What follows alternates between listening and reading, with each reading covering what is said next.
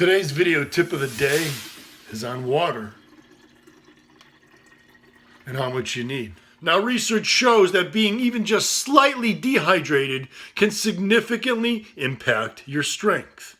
Several studies have been done looking at athletes when they are normally hydrated and when they're even just slightly dehydrated. And I'm talking about slightly dehydrated, about 1.5% of their body weight. For me, that's only 3 pounds. Our body weight fluctuates 3 pounds easily throughout the day. So that could have a significant impact. They found that it decreased their 1 rep max strength, and it decreased their ability to get a certain number of reps with a given weight. And now what the research shows is that the leaner you are, the more dehydration affects you. The less body fat you have, the more critical it is to stay hydrated.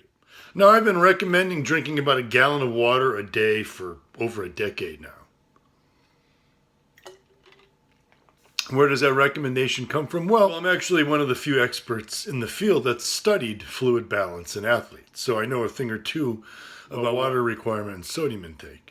Now, the Institute of Medicine, that's the group that establishes our dietary recommendations and dietary allowances. They've set water guidelines, nothing specific, but for men, about 128 ounces of water per day, which is right around a gallon, or for those of you who aren't stuck with the American measurements, that would be almost about 4 liters of water. And then they set the female guidelines around 90 ounces of water per day, or somewhere close to 3 liters. Now, why the difference between men and women? Well, it's just they're assuming that men are typically heavier, bigger, more muscle mass than the typical female. But for those of you who are following my training and nutrition advice, whether you're male or female, just shoot for at least getting in a gallon of water a day. The Institute of Medicine recommendation for a gallon for men is based on regular sedentary men. If you're active the way we are, you need much more, at least a gallon and a half. So if you're shooting for trying to drink a gallon, then from the food, you also get water from your food and other beverages throughout the day. So it'll add up. If you focus on getting at least a gallon, you tend to typically get over that, like I said, from the foods and other beverages that you may not count. Now, if you do what the American College of Sports Medicine recommends around workouts, you're going to hit most of your water recommendations right away. And they basically recommend that before you train, about 15-20 minutes before you train, you get in a good 20 ounces of water. And then for every 15 minutes that you're actually exercising, you should be drinking somewhere around 8 to 10 ounces of water, just sipping it throughout the workout. So that would be somewhere around 30 to 40 ounces of water per hour. And then they recommend getting in another 20 to 30 ounces of water post-workout after the workout is over. Now, if you follow my recommendations for taking pre-gym, pro-gym, and post-gym around workouts, then you're already getting in a good amount of your daily water requirement.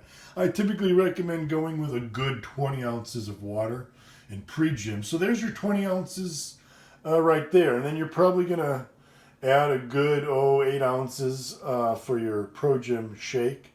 So you're already close to 30 ounces of water pre-workout. You can then sip on water during the workout, or you can do like I do and actually sip on your pro-gym during the workout. So I fill my shaker cup up with almost 30 ounces of water and sip on it with my pro-gym. I typically during workouts go with cookies and cream or vanilla. And then post-workout, you're going to follow with another good 20 ounces for your post-gym. And if you're going with 1 to 2 scoops of pro-gym, you're going to have another 8 to 16 ounces right there. So for most of you who are following my recommendations and using pre, pro, and post-gym around workouts, you're already getting close to 100 ounces of water right there. So if you're getting in a good 100 ounces of water just around workouts, most of the rest of the day, you really don't have to worry. Just from your food and what the beverages you're going to be drinking. You might have coffee, tea, another pro-gym shake. You might even have another pre-gym shake. But if you follow my recommendations, to get, like I said, you get your pre-gym and pro-gym before, and then your post-gym and pro-gym after. And then just sip on water during the workout. During the workout, I get a lot of questions about that. Look, you could take your shaker cup, just fill it with water and sip on it.